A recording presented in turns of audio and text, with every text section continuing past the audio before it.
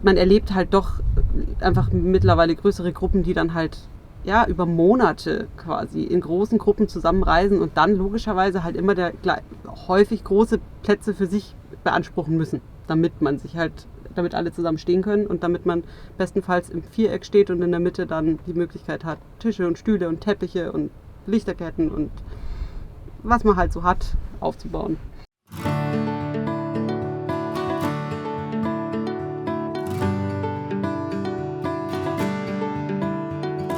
Wir sind Kathi und Marcel und reisen zusammen mit unserer kleinen Tochter und unserer Hündin Tinka durch Europa auf Elternzeitreise.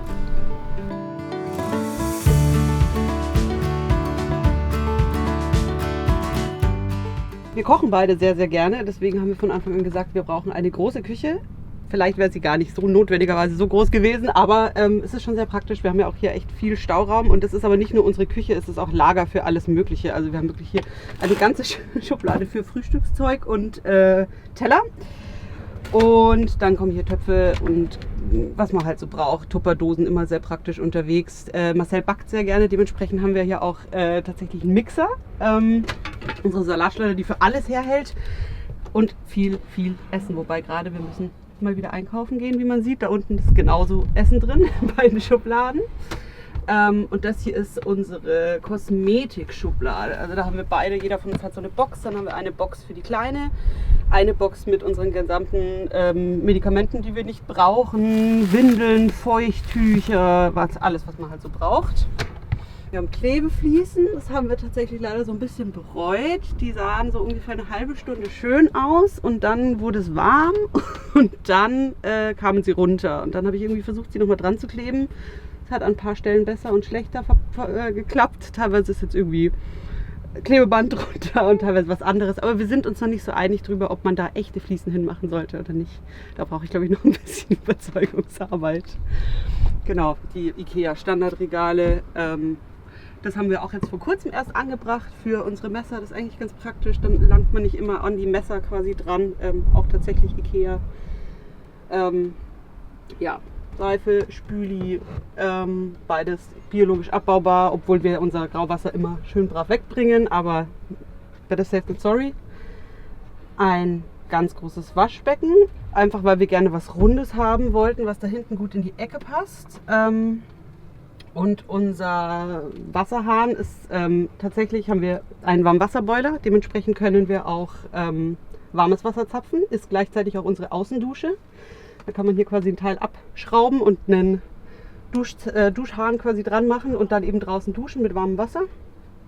Ich war schon, als ich relativ jung war, das erste Mal mit einem alten T3, glaube ich, unterwegs und fand das total geil. Und habe mir gedacht, wow, irgendwie will ich irgendwann mal reisen und ich will Europa sehen. Und es hat sich aber irgendwie nie ergeben, auch während dem Studium und so. Und das habe ich gefühlt immer so ein bisschen bereut, dass man nicht mehr gesehen hat. Und dann ging es tatsächlich so, dass man irgendwann, ja, ich weiß gar nicht mehr wie, aber natürlich auf Instagram diese ganze Vanlife-Nummer gesehen habe, vor schon ein paar Jahren. Und mir aber immer gedacht, boah, das wäre cool, so, oh, schau mal, was man aus so einem Kastenwagen machen kann. Aber irgendwie nicht dachte, dass, ja, also, das war halt so ein Traum, den man halt irgendwie nie in die Realität umsetzt. Und dann 2019 ist eine mir sehr nahestehende Person schwer krank geworden, relativ unvorhersehbar und plötzlich. Und das war für mich so dieser Moment, wo ich mir gedacht habe, boah, es kann halt, ich weiß es halt nicht, ne? Von einer Sekunde auf die andere kann dein Leben vielleicht auch vorbei sein.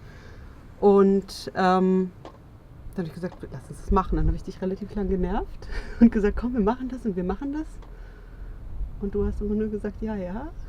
Ich habe am Anfang gedacht, das machen wir eh nie. Also wer kauft sich schon ein Auto und baut das dann komplett um? Also vor allem, wenn man wirklich wenig handwerkliche Fähigkeiten hat, oder zumindest dachten wir, dass wir das hätten.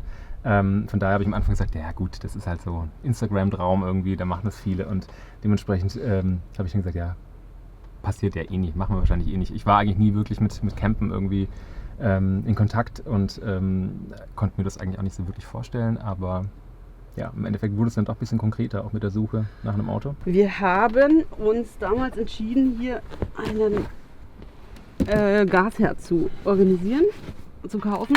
Und das ist hier mit drin.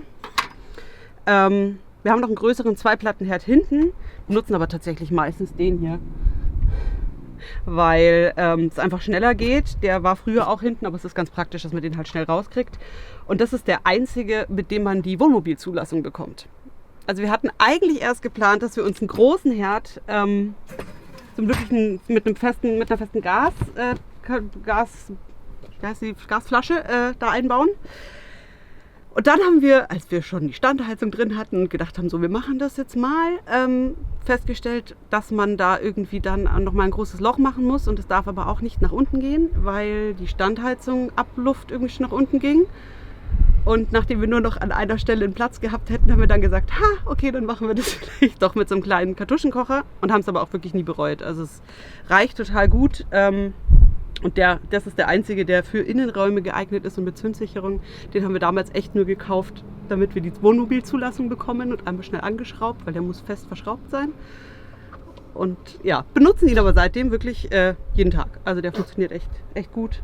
Das war auch so eine, ja, wir bauen da irgendwie noch eine Tür hin und dann haben wir irgendwie einen halben Tag gerätselt, wie wir da jetzt eine Tür hinbauen. Deswegen ist das jetzt ein Vorhang geworden, weil wir keine Lösung gefunden haben.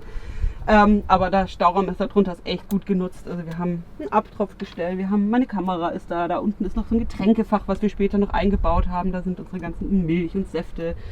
23 Liter Abwassertank, den wir da immer wieder rausziehen können. Da ist Ersatzbettwäsche drin, unser Mülleimer, unser komplettes Putzzeug, ein kleiner Handstaubsauger. Also es ist wirklich das für alles Platz und das ist echt sehr, sehr praktisch eigentlich da unten. Nur das Abwasser, das ist tatsächlich das, was uns immer von den Plätzen scheucht, weil wir, also so die 23 Liter, da kommen wir 3 Tage meistens ganz gut damit aus. Und dann ist klar, okay, wir müssen den Platz wechseln, weil wir müssen unser Wasser loswerden. Also da werden wir wahrscheinlich nochmal irgendwie gucken, dass wir uns ein bisschen vergrößern, damit man vielleicht doch nochmal ein bisschen länger stehen kann. Also wir haben ganz viele Fehler begangen und ganz oft irgendwie auch Sachen geändert nochmal oder wirklich jetzt auch am Ende gedacht, okay, das hätten wir vielleicht anders machen sollen. Das würden wir anders machen, wenn wir nochmal einen umbauen würden. Vor allem allen voran eigentlich das Thema Nasszelle, also Duschkabine oder Duschmöglichkeit im Innenraum, auch mit der Möglichkeit, eine Toilette da reinzustellen.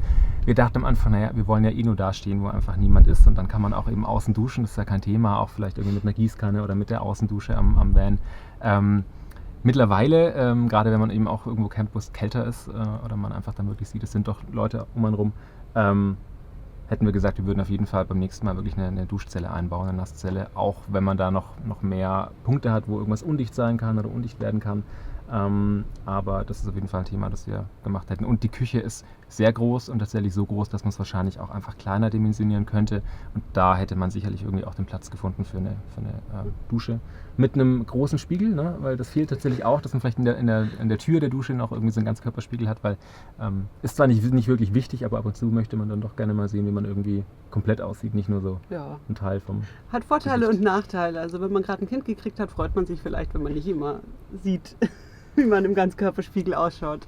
Wir haben einen großen Kühlschrank tatsächlich hier, der läuft über Strom, sogar mit Eisfach. Und das reicht auch wirklich wunderbar aus. Ich weiß nicht, wie viel Liter der hat, glaube ich, 71 oder irgendwie so. Und da unten ist unsere Chaos-Schublade, die, glaube ich, auch jeder hat. So, Laptop und Graffel. Kann man gar nicht so wirklich. Alles und nichts, was man halt irgendwie so braucht. Spiele und Stromzeug und Lichterketten. Und da sieht man jetzt auch, wie wir unsere Schubladen sperren, wenn wir unterwegs sind. Das ist ein Magnetsystem, ist eigentlich für Kinder halt als Kindersicherung. Aber es funktioniert ganz gut und man kann die entsperren, wenn wir stehen, entsperren wir die, dann sperren die sich halt auch nicht. Wenn wir fahren, dann können wir sie wieder sperren und das ist mit Magnet. Das macht sie quasi dann wieder auf. Und es hält. Ursprünglich war da ein Platz für den Hund, für die Tinker, den hat sie aber nicht annehmen wollen, sie liegt lieber auf dem Bett. Dementsprechend hat sie jetzt aber wenigstens eine kleine Bar, was echt praktisch ist, weil sie weiß, wo ihr Trinken ist und wir fliegen nicht ständig über die Näpfe drüber. Und das ist tatsächlich auch alles ganz gut hier verstaut. Also wir sind nicht so die Scharnierkönige, deswegen haben wir das etwas komisch gebaut, damit wir es überhaupt hinkriegen, es aufzuklappen. Und da ist wirklich Hundefutter, dann eben unser Kocher, die kompletten Klamotten, zumindest eine Größe von der kleinen, unsere Thermomatten. Also da ist echt viel Platz in den Sitzkisten. Und dahinter ist unsere Wäscheklappe, was auch sehr, sehr praktisch ist. Man hat immer Chaos im Van und wenn man abends wenigstens, wenn man sich auszieht, schon mal seine dreckigen Klamotten wegräumt, dann ist es schon mal viel, viel wert. Dementsprechend ist da hinten, da war noch so ein bisschen Raum übrig, haben wir einfach so einen Wäschesack reingestellt und dann kann man abends seine Dreckwäsche einfach gleich schon wegschmeißen. Wir hatten dann diesen Van fertig und wir sind losgefahren und dachten uns so, geil, und jetzt fahren wir bestimmt irgendwo an irgendwelche tollen Stellen, weil man sieht es ja immer auf Instagram, auf den Bildern und auf den Videos, wie sie da ganz alleine direkt am Wasser und in der schönsten Natur stehen. Und tagelang am besten noch. Ne? Ja, die Realität ist halt anders. Also wir haben ganz oft ganz tollen Ausblick und man muss sich das dann auch, also es hat so ein bisschen gedauert, bis das so richtig angekommen ist, dass das halt einfach alles, oder dass da sehr viel davon sehr gefaked ist oder der richtige Winkel im richtigen Zeitpunkt, ganz früh morgens, wenn noch keiner da ist. Wenn man das erstmal akzeptiert hat und dann halt auch irgendwie, man muss sich ja auch bewusst machen, das ist ja immer noch total geil, man steht mit seinem Auto direkt am Meer und ob da jetzt 5 andere neben mir stehen, das macht ja den Sonnenuntergang nicht weniger schön. Aber es hat schon so ein bisschen gedauert, bis die Realität mal angekommen ist und dann sich gedacht hat, so, okay, das, was da halt gezeigt wird, das ist halt auch das, was man sehen will. Also ich meine, wir hatten uns das ja auch gewünscht, dass das so ist. Aber es ist halt leider nicht so, nicht immer so. Also ab und an ist es so und dann freut man sich auch besonders, wenn man so einen tollen Spot hat. Und man kann natürlich auch Fotos machen, manchmal nicht überall, wo es so aussieht, als würde man da alleine stehen. Ne? Machen wir dann auch ab und zu so aus Spaß, um eben auch mal Realität und vielleicht irgendwie auch Internet mal so ein bisschen zu vergleichen. Aber es liegt natürlich auch immer sehr daran, wie man auch stehen will. Ja? Also willst du wirklich unbedingt am Meer halt auch in der ersten Reihe stehen oder reicht es vielleicht irgendwie auch dann einfach, du schließt ja auch nachts nur, da hast du eigentlich nichts für einen Meerblick, ja? Wenn du irgendwie dann alles zu hast und nicht mehr rausgucken kannst, reicht es nicht vielleicht auch dann in der 3. Reihe zu stehen, ja? Dann hast du vielleicht ein bisschen mehr Abstand zu den anderen.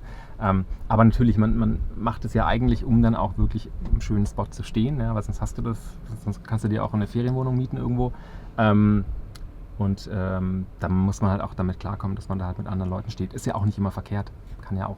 Hat ja auch Vorteile. Ja, man lernt ja auch darüber echt nette Leute kennen. So ist es ja nicht, also dass man sagt, man will immer nur alleine stehen. Aber ja, also so, wir hatten uns das schon gewünscht, gerade auch in Schweden, man kann dann da auftanken und Energie in der Natur und man geht aus der Tür raus und man kann sofort quasi nackt in den See springen aus seiner Wohnmobiltür. Ja, also... da weiß ich auch wirklich nicht, wie man sowas drehen kann. Also entweder man ist dann halt nackt und alle anderen sehen es. Ab und an gibt es Videos, wo ich mich frage, wie man das geschafft hat. Also vielleicht morgens um 6 oder so, wenn die anderen noch alle schlafen. Das kann sein. Also wir haben es jetzt auch schon hier erlebt, dass wir, nun zumindest auf Fuerteventura sind ja sehr viele große Instagram-Accounts unterwegs, dass wir gesehen haben oder wussten, wo die Leute stehen, und auf dem Video war das echt richtig gut erwischt, der Winkel, dass es so aussah, als wäre man allein, und von unserer Sicht hat man halt gesehen, dass da halt irgendwie 15 Autos rundherum stehen. Also das ist schon, ja, das sieht man dann erst, wenn man quasi auch an dem Ort ist und halt sieht, wie es eigentlich rundherum ausschaut, aber man kann halt einen guten Ausschnitt setzen. Genau, und wir haben die originale Trennwand damals rausgenommen, da war eine Metalltrennwand drin. Und dann eben aus Sperrholzplatten eine neue gebaut. Haben aber halt einen kleinen Ausschnitt drin gelassen. Zum einen, dass man beim Fahren hinten raussehen kann und dass man für den Fall der Fälle auch flüchten könnte, was wir zum Glück noch nie mussten. Aber man würde durchpassen, wenn es nötig ist. Und wir können abends halt zum Glück einfach ganz gut zumachen. Das heißt, du hast da auch gar kein Licht, was irgendwie reinkommt. Neben der Wäscheklappe haben wir hier an unserer Front quasi noch einen ausziehbaren Tisch, den wir hier auch verriegeln können. Also auch eine ganz gute Größe hier zum Essen oder auch zum Spielen oder eben auch mal arbeiten. Hier unten haben wir noch unsere Toilette, die wir auch selber quasi gebaut haben, eine Trockentrenntoilette. Wir hatten ursprünglich mal so ein kleines Chemieklo dabei, aber das war einfach ein bisschen schwierig, weil man da doch Schwierigkeiten hat, das zu leeren oder eben immer zu einer Dumpingstation muss. Und bei einer Trockentrenntoilette kann man eben relativ einfach auch dann das eben loswerden. Und hier oben haben wir noch unser ausziehbares Bett. Damit wir hier quasi auch zu dritt schlafen können, haben wir hier noch was gebaut, nämlich hier kann man einen Lattenrost eben noch ausziehen. Der wird einmal hier auf der Seite aufgelegt und hier quasi noch gestützt von so einem Tischbein, dass man dann einfach hier reinschrauben kann. Wir schlafen also jetzt nicht mehr wie früher, bevor wir die Kleine hatten, quer im Auto, sondern eben längs und haben dann damit mit der Matratze, die man hier noch auflegt, 2,10 Meter Länge im Bett. Auch für mich ganz gut, weil davor war es so, dass ich immer mit den Füßen unten angestoßen bin weil wir eben nur 1,87 Meter, glaube ich, irgendwie Breite haben. Und so ist es für mich auf jeden Fall einfacher. Und die Kleine hat hier ihren Platz unterm Oberschrank und hat hier quasi ihren eigenen Bereich. Wir sind jetzt quasi, wir haben beide ein Jahr Elternzeit, beziehungsweise ich sogar noch einen Ticken länger und bekommen einmal Elterngeld. Und das finanziert uns so ein bisschen unsere Reise. Also wir haben noch unsere Wohnung daheim. Zahlen da auch weiter Miete. Weil wir die nicht aufgeben können und wollen. Und zahlen beide quasi von Ersparnissen noch ein bisschen obendrauf und das Elterngeld übernimmt aber schon den größten Teil. Also tatsächlich ist das Leben unterwegs für uns relativ günstig. Wir brauchen klar Sprit und Fähren und sowas, aber wir kochen super gerne und dementsprechend gehen wir nicht super viel essen. Ist auch mit Hund und Kind nicht immer so einfach. Und ich glaube, wenn man die Fähren rausrechnet, geben wir so für Sprit und Lebensmittel und Windeln und so weiter um die 500 € aus im Monat. Das ist schon echt wenig. Natürlich kommen dann solche Dinge on top, wenn man irgendwo mal eine Fähre nimmt, klar. Und wenn man auch nach Skandinavien wollen, wird natürlich der Sprit auch deutlich mehr kosten und da auch deutlich mehr Budget dann auch fressen. Ist hier auf den Kanaren eben relativ günstig und die Strecken sind nicht weit. Ja? Also hier fährst du halt mal 30 Kilometer und das war's dann. In Skandinavien fährst du halt doch mal ein paar hundert Kilometer am Stück vielleicht. Klar, aber also jetzt hier geben wir kein Geld aus für Campingplätze, weil es halt schlicht keine gibt. Das werden wir sicherlich, wenn wir auf dem Festland sind, auch wieder tun, einfach auch um den Ländern halt ein bisschen was zurückzugeben und nicht nur durchzureisen und zu sagen, danke, wir machen alles auf eigene Kosten quasi und ihr sponsert uns das Land. Aber jetzt gerade ist es hier relativ günstig. Aber wir sehen das als großes Privileg, dass wir die finanziellen Möglichkeiten haben, das zu tun, dass wir es uns leisten können, hier jetzt wirklich zu reisen und so viel Zeit mit unserem Kind zu verbringen. Das ist wirklich einfach ein großes Privileg, für das wir sehr dankbar sind. War eben auch der längerfristige Plan und wir haben da entsprechend darauf hingearbeitet. Also wir wissen seit 2 Jahren, dass wir das so machen wollen. Ja, ob es dann wirklich irgendwie sich dann so umsetzen lässt, war die Frage. Aber wir haben da entsprechend dann auch Geld zurückgelegt, damit wir sowas eben auch realisieren können. Bett ist noch unser Oberschrank, einfach für die Klamotten, die wir auch mit dabei haben. Teil der Klamotten, einen Teil haben wir auch hinten noch und wir wechseln dann quasi einfach nach einer Woche oder nach 10 Tagen. Das sind die Sachen, die wir eben dann regelmäßig dran müssen. Und wir haben jetzt vor kurzem hier unten noch so ein Gummiband angebracht, um hier so ein paar Dinge reinzuspannen, die man eben auch tagtäglich trägt. Eine Jogginghose zum Beispiel, die man einfach dann da noch reinmachen kann. Einfach um dann noch ein bisschen mehr rauszuholen an Platz im Stauraum.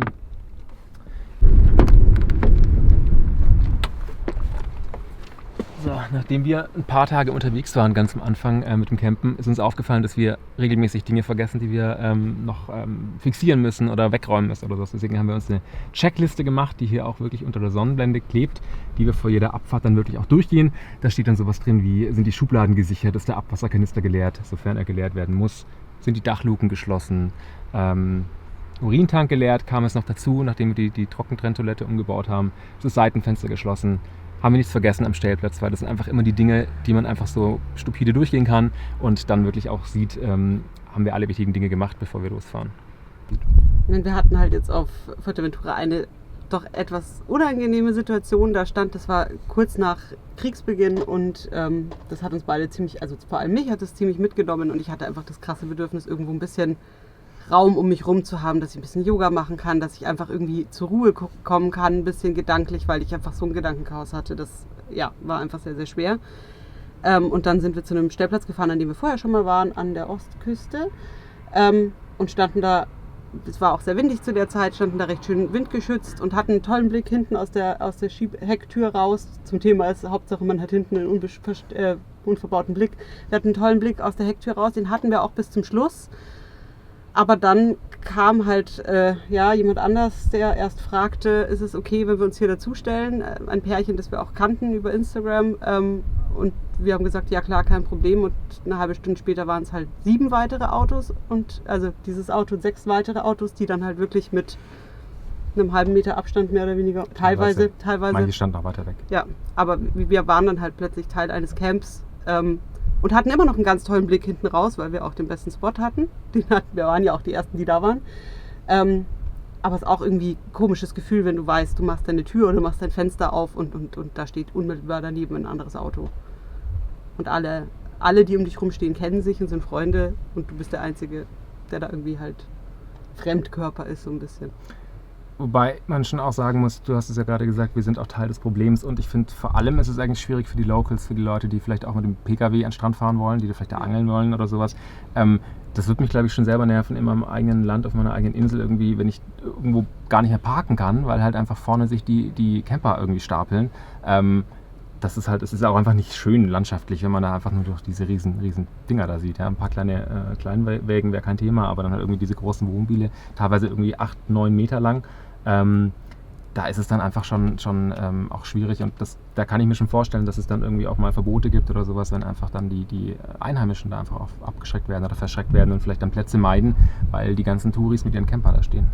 So war es ja in Portugal, so ist es ja in Portugal im Prinzip auch losgegangen, dass die Leute halt einfach, es hat halt Überhand genommen und dann kam halt irgendwann das Verbot und ja, ich glaube, wenn halt wir als Vanlife-Community quasi nicht gucken, dass wir da irgendwie respektvoll sind dem Land und den Einwohnern gegenüber, dass das halt überall nach und nach kommen wird. Dass du dich halt nicht mehr freistehen kannst irgendwann. Und hier haben wir ein bisschen verborgen hinter einem Vorhang unsere komplette Ausstattung, die wir dabei haben. Also Getränke können wir hier hinten sogar auch noch lagern, also hier mit entsprechendem Spanngurt, dass da nicht immer alles rausfällt, unsere Rucksäcke. Und hier ist die komplette Elektrobox mit einem Notausschalter quasi, auch wo wir wirklich alle Geräte auch trennen können direkt von der Elektronik. Hier oben ist ein Sicherungskasten drin, wenn da doch mal irgendwie ein Gerät irgendwie die Sicherung durchbrennt. Hier ist Wasser. Wir füllen also unser Wasser von der Tür hinten auf, haben also keinen Befüllstutzen quasi außen am Auto, einfach, dass man auch weniger sieht, dass wir ein Camper sind. Also bis auf das Seitenfenster, das wir dran haben, sieht man relativ wenig, dass wir auch einen Camper ausgebaut haben. Solar haben wir auf dem Dach, klar, aber das sieht man eben doch von außen weniger.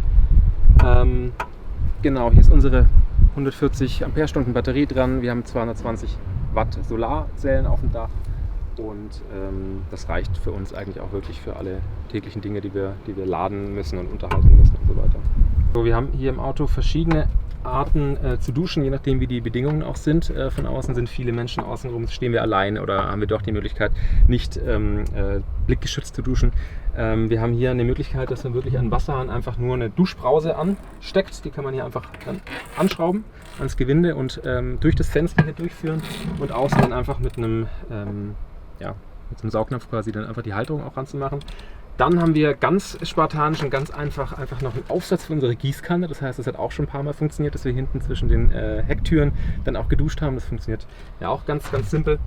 Und für den Fall, dass wir draußen duschen wollen, aber es doch eben andere Camper gibt, die außen rumstehen, haben wir noch so ein Pop-up-Duschzelt. Wenn es dann mal steht, kann man einfach hier aufmachen. Und hier gibt es noch 2 Fenster auf den Seiten und hier drin kann man dann einfach ganz bequem und vor anderen Blicken geschützt dann auch duschen. Die Duschbrause ist auch lang genug, dass man die da oben einfach durchs Fenster dann auch einführen kann und oben festmachen kann. Da gibt es ein Gummi zum Festmachen. Das ist echt eine praktische Sache. Genau, weil es dann doch leider nicht immer so einfach ist, wirklich auch allein zu stehen und da entsprechend dann auch in Ruhe zu duschen. Und darüber hinaus haben wir seit kurzem auch noch eine Möglichkeit, innen zu duschen, weil durch Wind und viele andere Leute war es eben dann doch nicht so einfach, das draußen zu machen. Und da kann man eben auch bei Regen duschen, wenn es draußen wirklich kalt ist. Das heißt, wir haben einen Duschvorhang, den wir oben an der Decke festmachen können und der geht unten in eine Wanne oder in so eine Eurobox, die wir hinten auch fürs Gepäck haben. Und dann kann man da eben auch duschen mit der gleichen Duschbrause. Sich irgendwie vorzustellen, so einen großen Traum zu leben,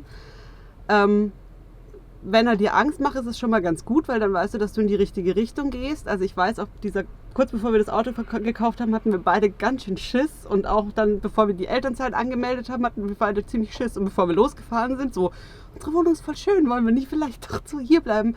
Wenn du Angst hast, dann bist du auf dem Weg in die richtige Richtung, das ist schon mal ganz gut. Und dann halt wirklich in kleine Schritte runterbrechen. Also ich weiß, mein großes Ziel ist, ich möchte irgendwann mit einem selbst gebauten Camper und einem Kind irgendwo am Meer stehen. Was ist der erste Schritt? Wie viel Geld brauche ich? Wie viel muss ich sparen? Wie viel kann ich sparen? Wie lange dauert das? Und dann wirklich runterbrechen in so kleine Schritte, die sind dann auch deutlich weniger, also klar, vor den großen Momenten hat man dann immer noch Schiss. Da muss man sich halt einfach trauen. Es gibt ja diesen schönen Phrasenspruch, Angst entsteht im Kopf, aber Mut auch. Und so ist es halt einfach. Also man muss da halt mutig sein und man muss es einfach machen. Ich würde vielleicht sagen tatsächlich, dass es wichtig ist, schon auch die Träume auch zu leben. Also wir hatten es ja auch gerade davon, dass man irgendwie auch sagt, wenn man da irgendwie das gerne machen möchte, dann packt es einfach an. Ja? Und wenn man vielleicht wirklich auch darauf hinarbeitet und vielleicht erstmal kleine Schritte geht. Aber macht das, aber, das finde ich auch wichtig, bleibt realistisch, weil das ist halt genau das Thema, wenn man irgendwie denkt, es wird alles nur super toll und der Ausbau klappt mit einem Mal und das ist alles viel billiger und man braucht nicht so viel Zeit und man hat überall leere Stellplätze, dann wird man eben dann doch von der Realität überrascht und das ist schon eine Sache, dass man irgendwie auch vielleicht einfach sich Dinge dann auch davor nochmal angucken muss und vielleicht auch einfach schauen muss, dass die Leute, die auch damit vielleicht Geld verdienen oder sowas, dass die das natürlich in ein anderes Licht drücken, verständlicherweise, als es dann vielleicht auch in der Realität auch der Fall ist. Also ich will gar nicht sagen, dass wir uns da haben blenden lassen, aber es gab halt Accounts, wo wir dachten, cool, so ist es halt und so wird es sein und dann ist es halt dann doch nicht so. Wenn du wüsstest, weiß ich nicht, in einem Jahr stirbst du, was würdest du auf jeden Fall noch machen wollen? Weil wir denken halt immer, wir haben ja noch Zeit bis zur Rente und irgendwann mache ich das und wir denken, wir haben diese Sicherheit und wir haben sie halt einfach alle nicht und wir haben es nie bereut, diesen Traum angegangen zu sein. Also es ist immer noch so, dass wir auch jetzt noch im Auto sitzen und uns denken, boah, wie krass, wir haben das alles selber gemacht. Wir sitzen hier am Meer, hörst du das Meeresrauschen? Wie krass ist es eigentlich? Also dieser Traum, er lohnt sich immer wieder und es lohnt sich einfach, mutig zu sein und sich zu überlegen, was will ich im Leben und wenn man es wirklich will, dann kann man es schon auch, dann kriegt man es schon hin. Mit Rückschlägen und mit 27 Umwegen, aber wenn man es will, dann kriegt man es hin.